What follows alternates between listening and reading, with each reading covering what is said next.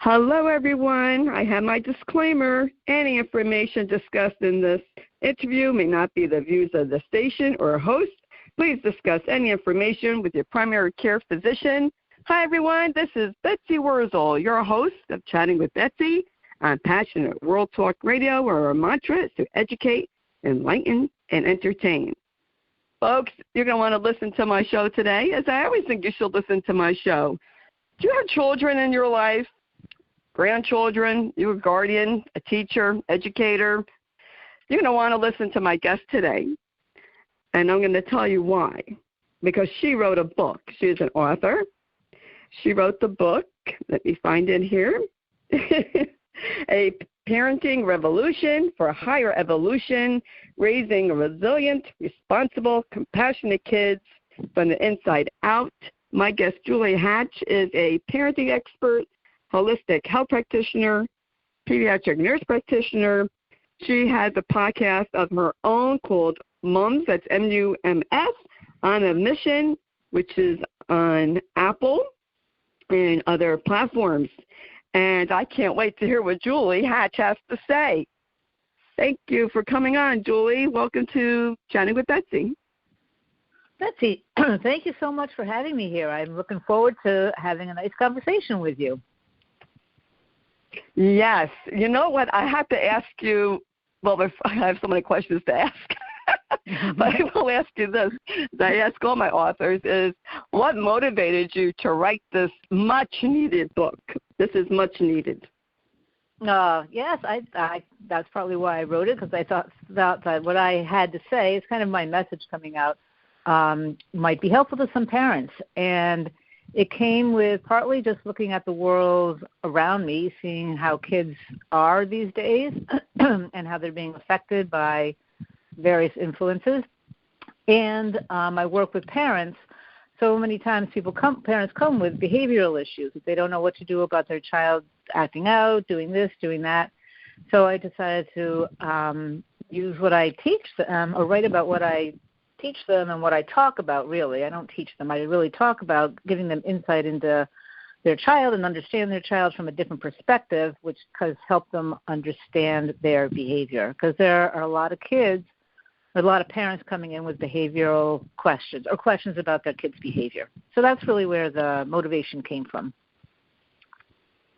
You know what I had to ask, because I saw this in reading about your book, and that was, I should have written down the quote, but something to the effect of, let your kids be who they are, and let it come out. And when I'll tell a little story about myself. When I was young, I was very shy, extremely shy. And my mom encouraged me to be outgoing. She still does. And she'd make me go to these youth group meetings. I was not comfortable. It wasn't me. Do you feel, I wanted to get your perspective, do you feel that if you have a child, do you feel that it's okay to force them to be sociable? What kind of advice would you give? I would say that I think it's always helpful to expose kids to whatever situations, whether they're social situations or different kinds of sports or different kinds of people. I mean, the more exposure, the better they're equipped to make their choices as they get older as to what they're interested in. But as far as forcing a child to be sociable, maybe they need a little help getting over their shyness is one thing, but to put them in the middle of a social situation over and over again that just causes them stress and anxiety, that really isn't helpful to the child. It causes anxiety. And as I go into in my book, coming from Chinese medicine, there are different types of kids and there are different element types, which explain what works for your child. So, for instance, you being really shy and kids that are withdrawn, it's fine if they're shy and withdrawn. If that's what makes them happy, if they like being in their room, doing whatever they're doing and not socializing with people, then that is fine. And so I believe that they should be encouraged to not so much withdraw, but to be allowed to be in the environment that makes them feel most comfortable. And certainly social situations can cause a lot of kids a lot of anxiety. not to say not to expose them to it, give them the exposure, but do not, I don't think, enforce it or force it upon them. Thank you. And I always, think that when a child doesn't have friends, like I didn't have that many friends growing up because when I was young, about 9 or 10, I had 3 very close friends. They moved away, like one right after another. It was very traumatic. So I withdrew. So I was afraid to make friends because I was afraid they would move away. And my dad used to make fun of me for not having friends. And I think that's one of the worst things a parent can do is to call attention that, why don't you have friends? Because the child knows they don't have friends. They don't have to be reminded about that. And I think the question they should ask is, what's going on? Why, maybe, what's the reason behind that situation? Right. So not having friends. So I friends. wanted your perspective on that, too. Yeah, sorry. Not having friends is different from being happily alone or being happily with just 1 or 2 good friends. And that works just perfect for the child. And so they don't need and they don't want a whole lot of friends, which is fine. But with you, the fact that your friends moved away, that's a traumatic loss, even though it was maybe not. But yeah, it is. It's a traumatic loss. And it would have been helpful for your parents perhaps to talk with you more about it and help you to find a way to make friends and not be afraid of them. I mean, so there's more working with you about how to get over the traumatic loss that you had and not be afraid to experience it again. So that's sort of a different kind of a thing than a child who just naturally likes just having 1 or 2 or 3 friends. And I also just want to comment on the fact that you said that your father made fun of it and called attention to it, which is not to diss your father, but one of my chapters is called Do No Harm. And if parents just would be able to do no harm to their kids, it would make a vast difference in the world. And do no harm, one of the big things is humiliating them and embarrassing them and making them feel bad about themselves because of however the parent is chiding them or making fun of them or whatever behavior. That is just really detrimental to a child's self-esteem, to be made fun of, humiliated, embarrassed, whatever word you want to use for it. So that's a biggie. Yes. Oh my goodness, I love you, Julie. I just love what you said. That I agree 100%. And I tell this on my show all the time, like when I speak to people about anti-bullying and mental health, that for a parent or guardian who was ever in charge of the child, belittles and humiliates them, they're setting that child up for such a lifetime of low self-esteem and even potentially to be a victim of abuse. Yes. Yep. Because, this is what happens. And I've talked about this many times, and I will repeat it again. When adults in a child's life belittle them and make them feel bad about themselves, they will find someone or a group who will make them feel good. You may not want those people in your child's life. It opens them up for abuse. Yep. Thank you. That's an excellent point. And I think that parents often don't realize what they say, that the weight that their words carry. It's very easy to reprimand a child in public, but parents do it all the time. And it's natural to do.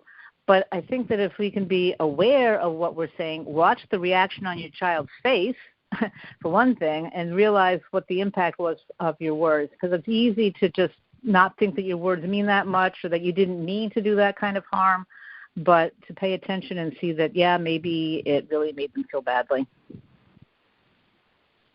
Yes, and I grew up in a different time. I'm 64, so, it was totally a different time in growing up where parents didn't really care how their children felt, didn't think it was abuse. So I was very careful with raising my own child and not doing that. to my son, and to break that cycle. My sister, there was 4 of us, and my sister actually said to me one day, she said, "Betsy, I used to feel so bad for you because you were the ugly one and I was the fat one." Oh, God. I know my dad loved me in his own way, in the way he knew how, but it left scars. Oh, yeah. That's a lot of scars. Yep. Can you tell people, for many who don't know, what is a holistic health practitioner, and how do you use that with children? That really interests me. Yeah, that's not a big word in terms of being a long word, but there's a lot that goes under the name holistic. And first of all, I'm a holistic health practitioner because I'm an acupuncturist and an herbalist. So I went from Western medicine, which is not very holistic, to Eastern medicine, which is quite holistic, and treating the root cause of illness. But then I also carried it further into parenting and how you can be a holistic parent, which includes being mindful about how you're parenting and how you're connecting with your child. Connecting with your child is a holistic approach rather than not connecting, rather than just treating your child the way that you think that you should, but rather connecting to understand what your child is all about and what they need from you.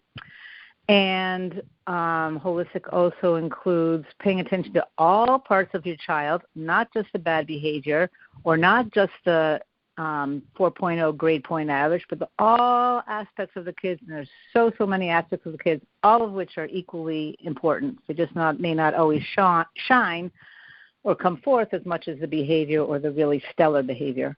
And I think not the bottom line, but I think of it as, I got this from a book. Wendy Mogul wrote a book called Blessing of a Skinned Knee. And she has a quote about treating your child like a wildflower. And again, I think that this is a holistic way to example of it. Is if you had a bag of wildflower seeds, you take one of the seeds out. It's a wildflower. You have no idea what it's going to look like. The bag's not labeled, so you have no idea what kind of a flower it's going to be, or even if it's going to be a weed. But your job as a parent is take that seed, plant it in healthy soil, fertile soil, water it, weed it from time to time, give it sunshine, give it what it needs, and then watch to see what blossoms. And it may not be, and very likely won't be, what you expect, or maybe even what you dream about having as a child, but it is your child, and that wildflower is beautiful in its own essence, and you just never know what you're going to get when you conceive and then give birth to a child. And it's our job to nourish the essence of that child, the essence of the flower, give it what it needs, and watch it bloom and celebrate it. I love that. I just love that advice. That is so true. And, it is. And that's even if you have I just want to make sure that's Wendy Mogul's, not mine. Wendy Mogul gets credit for that. And how do you spell her name? Wendy Mogul. I think it's Mogel. It's Blessings of a Skinned Knee. Mogel.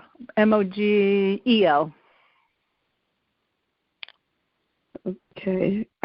That is. I really like that, and that is awesome. And even if you have a child with a disability, my son has a cognitive disability, and at first your dreams are, are going to be fulfilled, but you have to let that child exactly be who they are. And my son is very compassionate.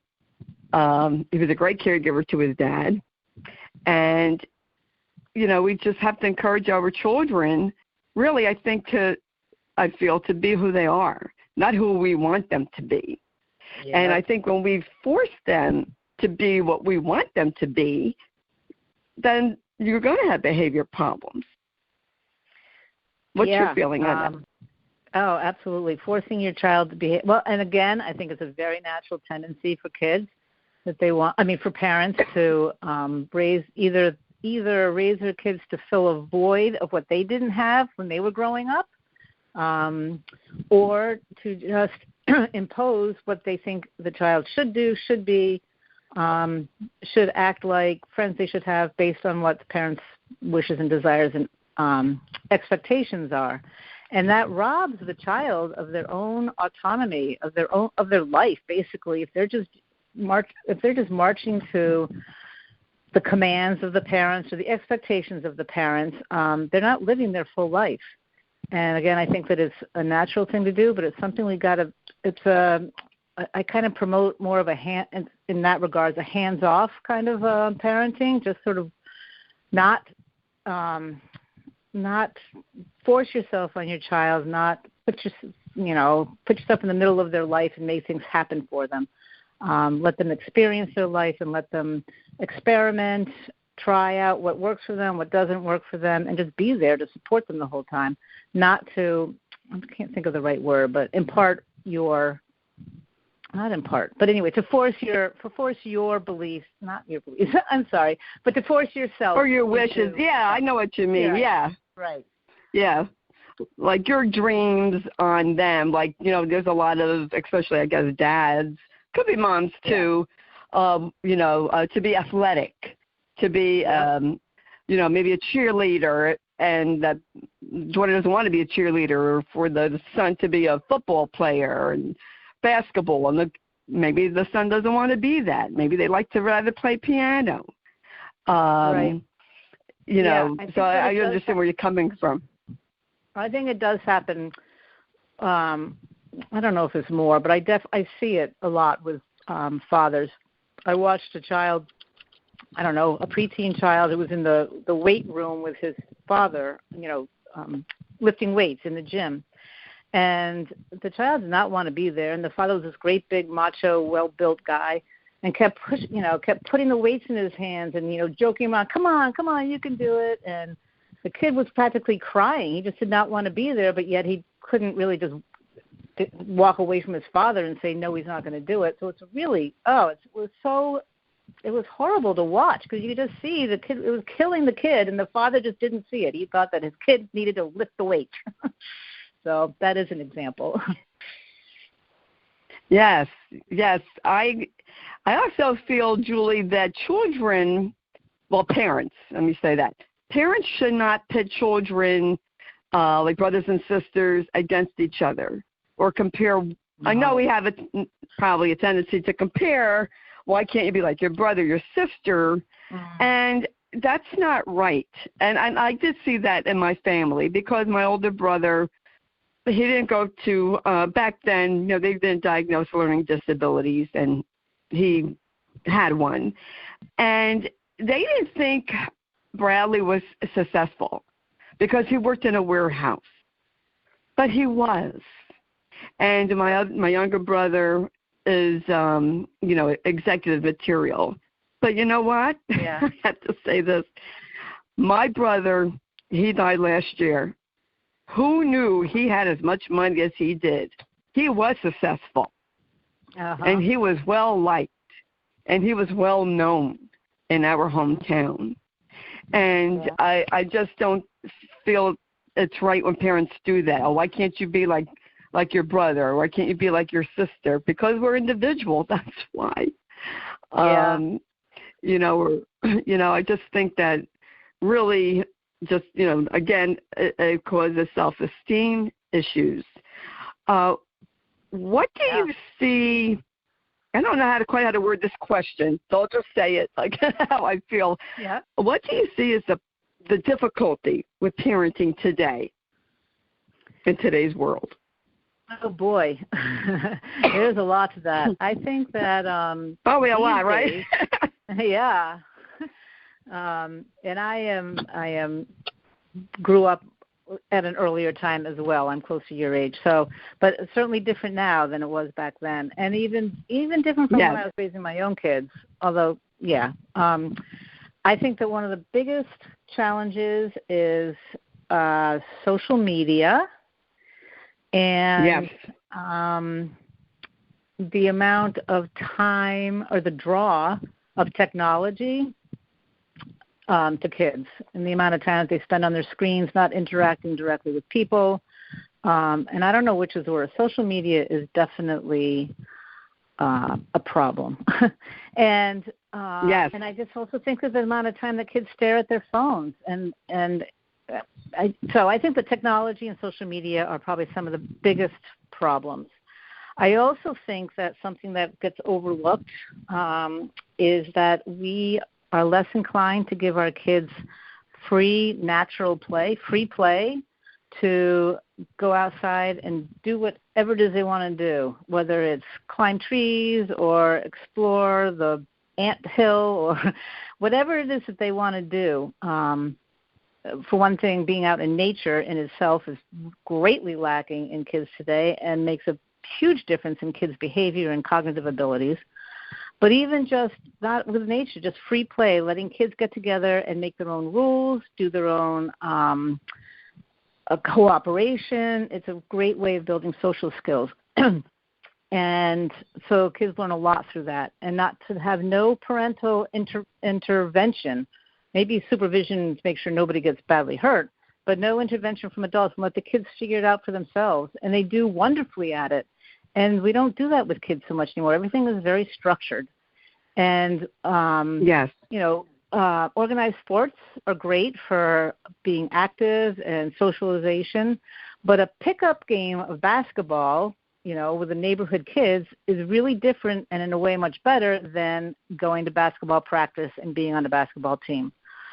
So the unstructured free play is missing, and I think that makes a difference in kids' social skills and really emotional intelligence. Yes. Oh, I agree, Julie. I worked in a preschool for 13 years, and sad to say that with each year, the kids' attention span was just shorter and shorter. Yeah. And I found that the parents, put the children in front of the TV or give them their laptop or tablet and micromanaged each activity. You're right. They just don't go out and play. This one girl, she was in the daycare all day and then went to a learning center afterwards. Yeah. Just too much being placed on them so young. And then, you're right, social media, I've talked about this a lot of times, teens and young children are facing more anxiety, depression, because they're worried about being liked, and of course they're being bullied, and how many likes they get on social media, or to be like a certain actress or a certain model. Body image comes into play, and there's all these things that you're right that we didn't have growing up, and I'm glad I didn't have the technology when I was growing up. I know, right? It's true. It's really detrimental to their self-image, and and social media is here to stay. Technology is all fine and good. Social media certainly has a lot of good, positive attributes to it. Helped keep people connected during the pandemic.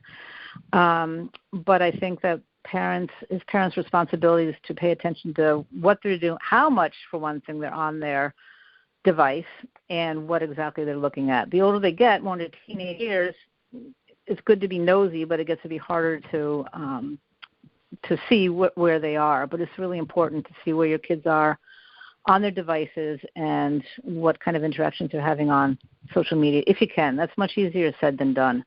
But it behooves us to be on top of it, and at the very least,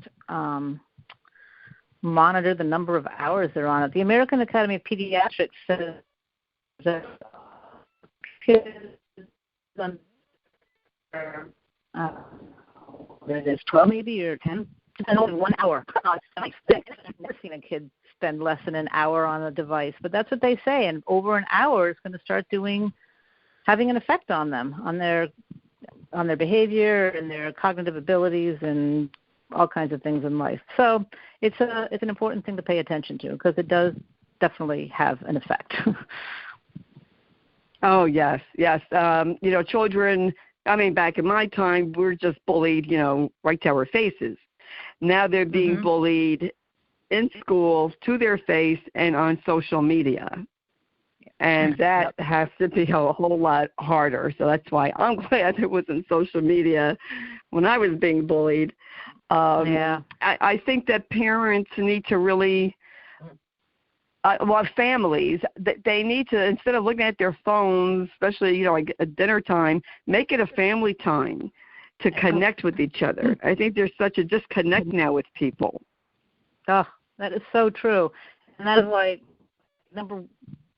one thing that I try to convince parents is that you want to connect. And I use the term consciously connect, meaning that you are not, listening to them or hearing them in the background while you're doing a million other things, but to sit down and connect with them, look at them, listen to them.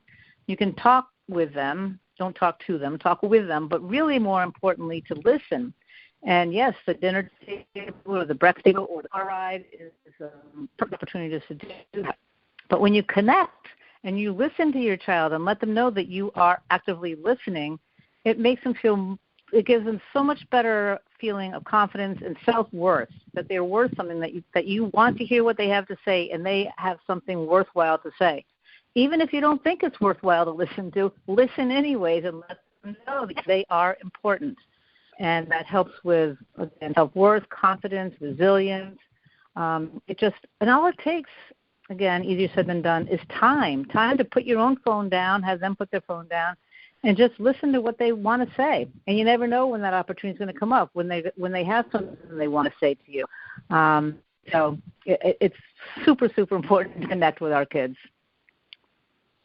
Yes, I totally agree. I would see, parents picking up their children are excited to see them, and they're on their phones.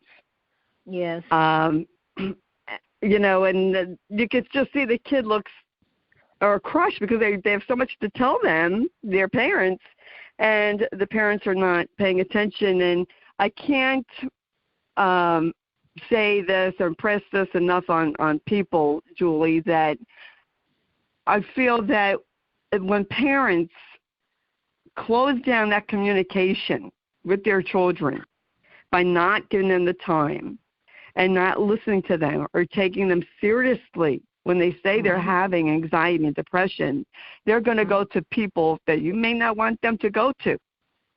Yeah. And you want to keep those communication lines open. Let your children know it's okay for them to come to you and say, you know what, I'm having a problem. I'm depressed or I have anxiety. And please don't tell them it's their imagination if they're being bullied, because I can tell you it's not.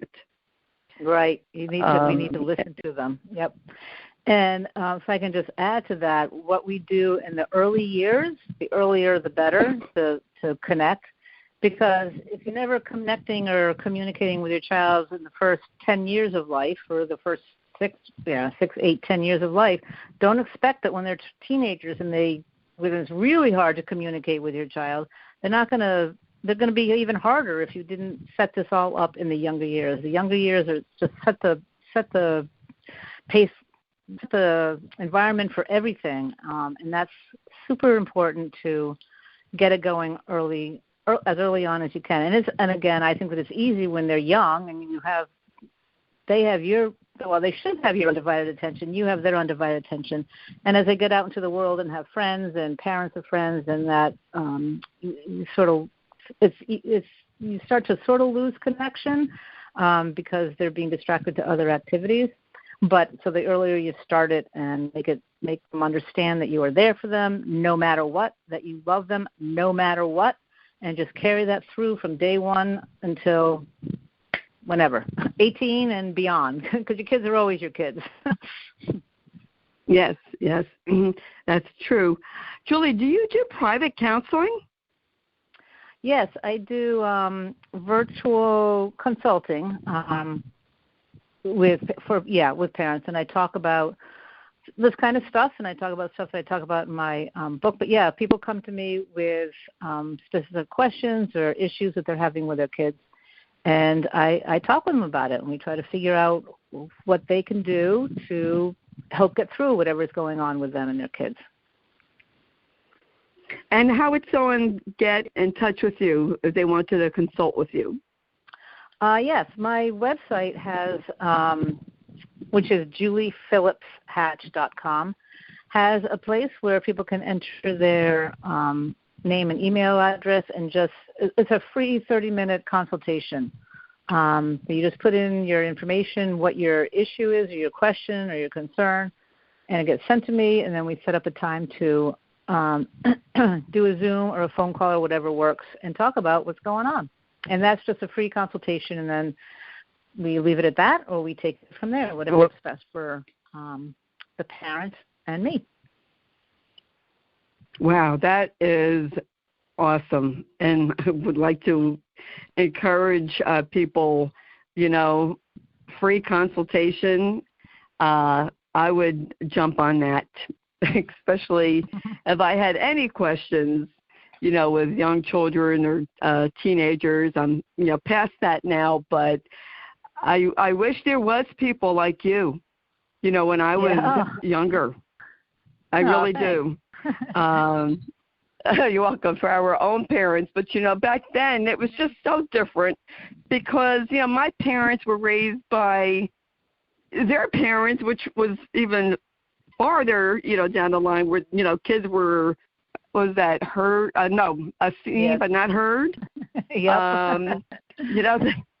That generation, and they didn't really care about your feelings. And it's just so important to have that communication. And I'm so glad I have it with my son, Josh, that he knows that he could come to me with any problem and, not to judge him. Very, very important. What would you like the reader to take away from your book, Julie? I think probably, again, I still have I have lots to say to that, but I think that the takeaway is to honor your child for who they are at the core, their inner nature, not what you see on the outside necessarily, but honor their core and nurture that core, help them feel good about themselves at the core, not what their hair looks like or the latest fashion looks like or, all the extraneous superficial stuff, but really pay attention to their inside and what they're trying to communicate to you, what they're asking from you, what they need from you. And that just really takes time and being consciously aware of hearing what they're saying and connecting with them. And I also like to tell parents that it's a really important job. I think it's the most important job anyone can have, is to be a parent. But at the same time, it's taken so seriously that we get all mixed up in ourselves and our anxieties and what's going on with our kids. That to lighten up, to kind of be able to take a step back, just watch your kids and lighten up and enjoy them. Play with them, laugh more, yell less. That's sort of my motto. It's a wonderful experience to be a parent, and when you look back at it, as you and I can both attest to, it's an amazing experience, and what you put into it is what you get out of it, I suppose, at the end. But so again, not to take it too seriously, lighten up and be nice to yourself and laugh more. Yes. I saw a quote. I think it was on your press release. Focus on the inner spirit of the child, and the outside will naturally flourish. Yes. Is that your quote? Yes. And that comes from Eastern medicine. When you see the inside, not treat it in illness, you treat it. But anything, if you want the outside to flourish and be healthy and repaired, you get to the core, you get to the inside, the center of what's creating the child, and then you will have a wonderful creation on the outside. Yes. When I read that, I said, "Oh, yeah, I have to interview Julie Hatch." I really like that philosophy. So many times, Julie, I saw it in a preschool, and I really, I can't forget this incident because I felt so bad for the child. This child was in the preschool from morning till night. And she was really excited to show her mom her drawing, her coloring. And the mom looks at it and goes, "You colored outside the lines. Why didn't you color better?" And you just saw the kid's face just deflate. And then, of course, the same mom would open up the lunch box and say, "Why didn't you eat all your lunch?" Blah, blah, blah. And I'm like, I just wanted to talk to that mom, but I couldn't. And say, look at what you're doing to your child. Yep. You know, I think sometimes we, like education or maybe in education or parenting, we squash the kids' creativity and their curiosity. And we should really encourage it. Yes, you're absolutely right. Exactly. Yeah, absolutely. Because when we're saying that they have to color inside the lines, that is just putting restrictions on their creativity and, like you say, squashing it. And it's not only does damage, but it prevents them from living the life as they get older to who they are and what makes them happy, what makes them thrive and enliven. So maybe that little girl who colored outside the lines could be a great artist someday if they would only just say, "Wow, beautiful colors you used," or find something positive to say about the coloring and encourage her to do it more. That's just, the example that you put out. But everything that we see in our kids that they present to us, we can make it a positive thing and not criticize it. Yes, that is. I was just like, I felt so bad for that little girl. Now my heart just broke because I'm thinking to myself, this girl's going to have problems. She's going to probably have an eating disorder because the mother drove her crazy about eating.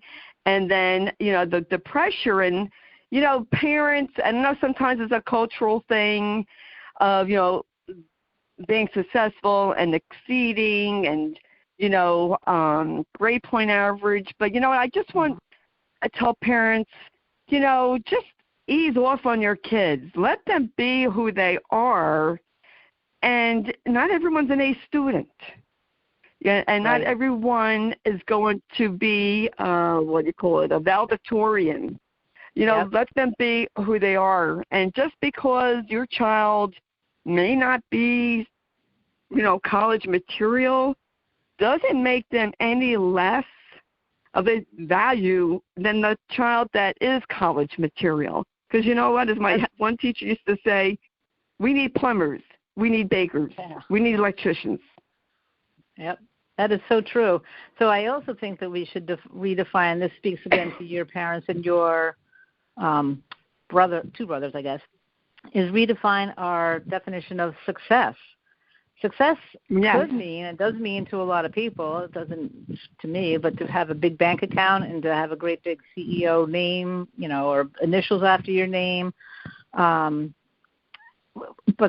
success, I think, is just a kid who feels really happy about his life. And if he loves, turning pipes and being a plumber, then great. And if they, it can be, success can be any number of things. But the bottom line is to make the hope of the child, who then becomes an adult, feel good about themselves and about what they contribute to the world, no matter how little or how big it is. And that is a different definition of success than America uses. Yes, and I love that. It's so true. My son, I said before, he has a cognitive disability, and he's a bus aide. I'm proud of him. Josh got that job on his own, and they love him. Yep. His boss told me, we love Josh. They worked with him. They love him. And, to me, Josh is successful. He doesn't get in any trouble. He's great. He was great with his dad. He was a caregiver for his dad. And, we just have to, we want our children to respect us. Well, how about if we respect our children? We need to respect our children. So true. Good on you, Betsy. That says a lot about you as a mother. That says a lot about you as a mother. So congratulations and good on you. And you're absolutely right. We need to respect them. Yes. Thank you. Julie, I just love talking to you. You are phenomenal. And I want to tell the audience the name of the book again. A Parenting Revolution for Higher Evolution, Raising Resilient, Responsible, Compassionate Kids from the Inside Out. And where would they find that book? I know you're on Amazon. Or can they get it from your website also? Yes. Well, the website will then take you to the Amazon. There's a link to the Amazon. Or they can contact me, and I can send it directly to them. Either way is fine with me because I've got a stock here. But yep, Amazon is definitely a good bet. Oh, okay, fantastic. And I can't thank you enough for writing your book and doing what you're doing, Julie. And from the bottom of my heart, I thank you for what you're doing to help parents and children. Well, Betsy, thank you so much for the opportunity to speak about my book, Passion, which is and helping parents to help kids. So I thank you for the opportunity to be on here. Oh, you are welcome. It is my pleasure. Folks, if you missed any of this podcast show, you can hear it wherever you hear your favorite podcast or shows. I'm on Apple, Spotify, Spreaker. It is free to subscribe to Chatting with Betsy. And please share this the show to help other people. Maybe you know someone who has young children or teenagers. The purpose of Chatting with Betsy is to provide resources and to help people know you are not alone. There is help there. There is resources out there. And Julie Hatch is a valuable resource. And I would connect with her if I had young children or teenagers. And I just, love what I do. And please read the blog because it will have the information about Julie Hatch, where you could buy the book, how you could connect with Julie, and about her podcast, Mums on a Mission. I would listen to that if I were you. And I just want to thank everyone for listening and sharing. And I always say that, it's my way of paying it forward. And when you share this show, you're honoring my husband's memory because Matt was the catalyst for this show and everything that I do. And I want to thank Jeannie White, who's station manager, who writes the blog, produces the show. I want to thank Lillian Caldwell, CEO of Passionate World Talk Radio, who makes this all possible. And as I always say at the end of the show, everyone, in a world where you can be anything, please be kind. Parents, be kind to your children. Children, teenagers, be kind to your parents. Everyone be kind to each other, and we would have a much better world. So thank you again. This is Betsy Wurzel, your host of Chatting with Betsy on Passionate World Talk Radio. Bye, everyone.